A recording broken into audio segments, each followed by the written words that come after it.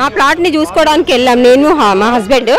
వాళ్ళు పెట్టిన గుండాలు ఏంటంటే ఎవరు మీరు అంట, మా ప్లాట్లు మేము చూసుకోవడానికి వచ్చామనంటే ఎవరి ప్లాట్ అది అని చెప్పేసి వాడు పక్కన ఇంత గ్రెనేట్ రైడ్ ఉందండి. అది మా 97లో అండి, మా నాన్నగారు 97లో తీసుకున్నారు.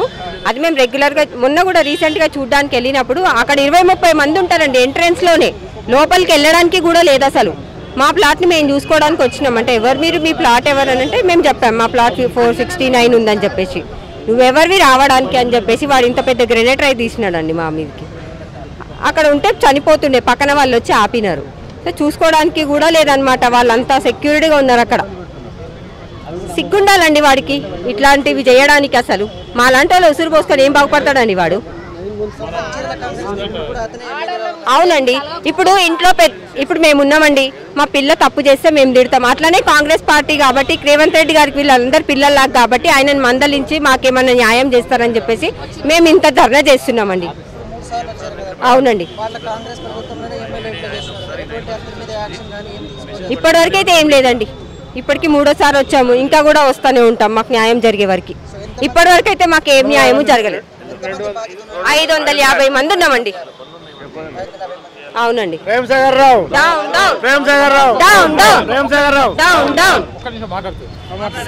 అవును సార్, మరి ఆయన పోయేదాకా గిట్ట మా ప్లాట్లు మాకు చేయడా ఏంది?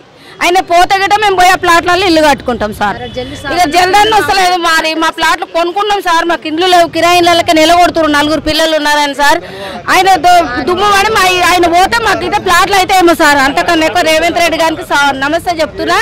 ఆయన మా ప్లాట్లు మాకు చేయమని వచ్చినాం సార్, 3 సార్లు వచ్చినాం, ఇంక ఏం న్యాయం లేదు మాకు ఇక్కడ. సరే సార్, ఒకవేళ ఆయనకు డబ్బులు లేవండి అనుకోండి, మా అపార్ట్మెంట్లో మేము నెలకు 500 మెయింటెనెన్స్ ఇస్తాం కదా, అట్లా నెలకు అందరం మెయింటెనెన్స్ వేసుకొని ఆయనకు డబ్బులు ఇస్తాం కనీసం ఖర్చులకు లేకపోతే. అట్లా అని చెప్పేసి మా ప్లాట్లను మాకు వదిలిపెట్టమని చెప్పండి.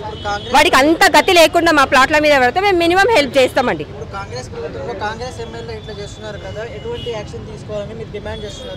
ఆయన అసలు ఆయన నియోజకవర్గం నుంచి ఆయన ఉన్న పదవిని తీసేయాలండి, అంతే. అది మాత్రమే కరెక్ట్.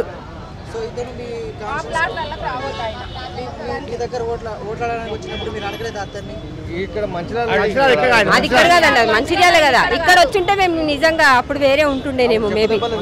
అంతే. ఆల్రెడీ మేము పోలీస్ స్టేషన్లో మా అన్నయ్య 3 రోజులు కూర్చున్నాడు. ఇప్పుడు 4 రోజులు కూర్చోడానికి కూడా నేనైతే రెడీగా ఉన్నా పోలీస్ స్టేషన్లో కూర్చోడానికి. మేము ఉండి నిరారక్ష దిశ చేస్తాం సార్ మేము ఇక్కడ, అంతే అని చెప్తున్నాం. హేమంత్ రెడ్డి సార్ చెప్తున్నాం. ఉన్న పరిస్థితుల్లో 50 గజాలు స్థలం కొనే పరిస్థితుల్లో మేమైతే లేము. అందుకని మా 300 గజాలు మాకు కావాలి.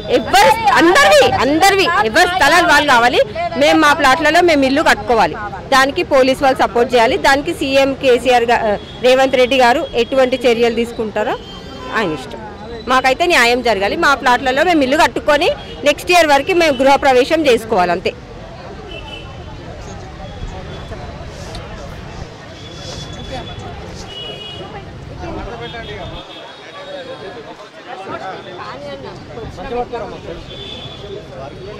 అరవండి.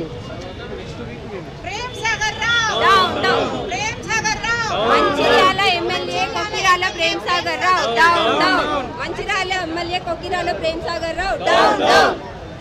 Prem Sagar Rao down down. Prem Sagar Rao down down. Prem Sagar Rao down down. Mancherial MLA Prem Sagar Rao down down. Mancherial MLA Prem Sagar Rao down down. Prem Sagar Rao down down. Down down. Mancherial MLA Prem Sagar Rao down down.